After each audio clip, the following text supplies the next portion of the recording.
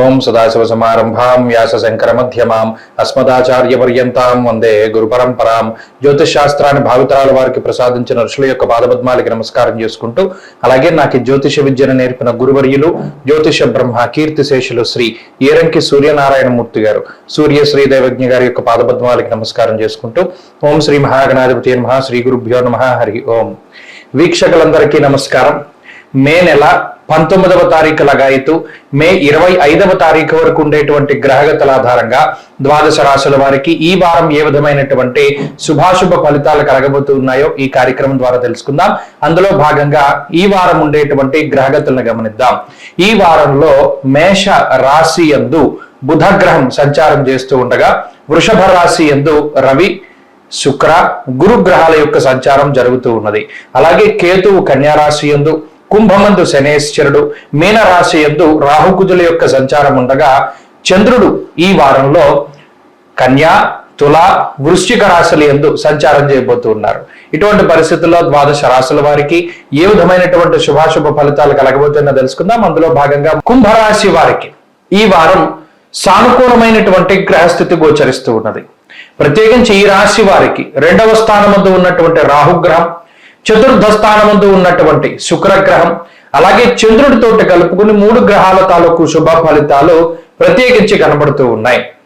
ఈ గ్రహస్థితి వల్ల ఆర్థిక పరమైనటువంటి విషయాలను గనక పరిశీలనం చేస్తే, ప్రత్యేకించి ఏలినాటి శనిలో శని జన్మరాశి సంచారం చేస్తూ ఉన్నప్పుడు దేహార్తి తేజోహానిర్మతిర్భ్రంశో మనఃపీడా భయం తదా అన్నది శాస్త్రం.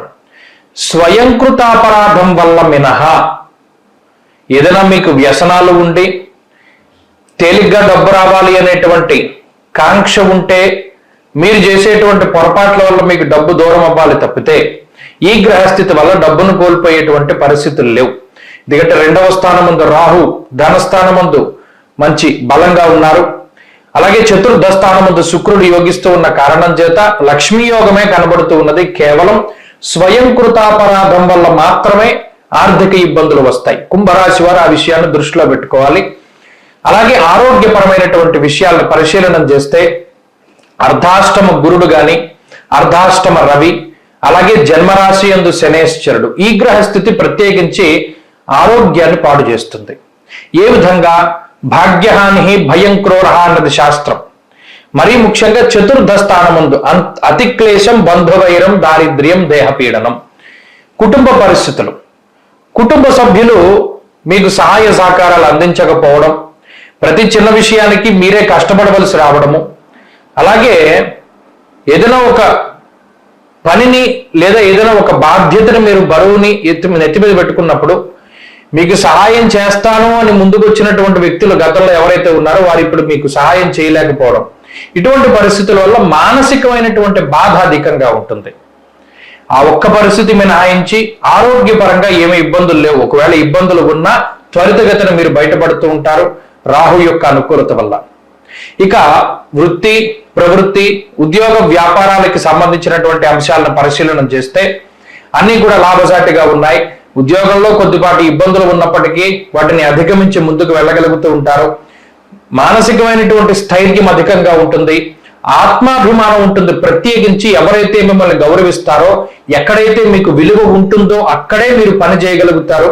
మీకు విలువ ఇవ్వనటువంటి, మీకు గౌరవం ఇవ్వనటువంటి వ్యక్తుల దగ్గర, సంస్థ దగ్గర పని చేయడానికి ఏమాత్రము కూడా మీరు ఇష్టత చూపించరు.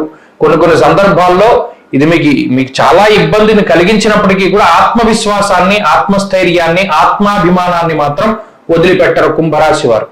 అదొకటి ఈ వారంలో కనబడుతూ ఉన్నది. పట్టు విడుపుగా ఉండాలి. ఉద్యోగాన్ని వదిలేయడం కన్నా కొన్ని సర్దుకుని ముందుకు వెళ్ళడం ప్రత్యేకించి మంచిది. అలాగే విద్యార్థులకి గ్రహస్థితి బాగున్నది. స్త్రీలకు ప్రత్యేకించి ఈ గ్రహస్థితి మానసికమైనటువంటి ప్రశాంతతకి కారణమవుతుంది. కొద్దిపాటి కుటుంబ సమస్యలు, అనారోగ్య సమస్యలు ఉన్నా అధిగమించగలుగుతారు. కుంభరాశి వారి ఈ వారంలో మరింత అనుకూలమైనటువంటి ఫలితాన్ని సాధించడానికై ఆంజనేయ స్వామి వారి యొక్క ఆరాధన చేస్తూ ఉండడం చెప్పదగినటువంటి సూచన. ఈ వారంలో కలిసి వచ్చేటువంటి రోజు శుక్రవారంగా చెప్పవచ్చును. అదృష్ట సంఖ్య 8, అదృష్ట వర్ణము తెలుపు. తదుపరి మీనరాశి.